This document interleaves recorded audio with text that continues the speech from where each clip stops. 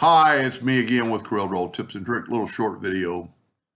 Somebody's trying to do this right here with this eagle and this flag, but they're saying the Intersect tool doesn't work per one of my videos. And they say when they do this, they just get the eagle highlighted and there's no weld tools up here.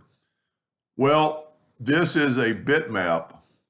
And if we go to view and wireframe, that box is the bitmap box.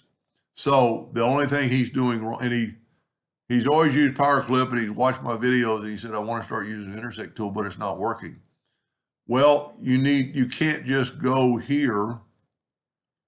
You've got to go way out here to make sure you get both of them, two objects selected. And then there's the Intersect tool. And look at that. That's pretty cool. I like the idea. And you can see the bounding box of the tool there, or the bitmap. Anyway, I hope that helped him understand a little bit. Thank you for watching.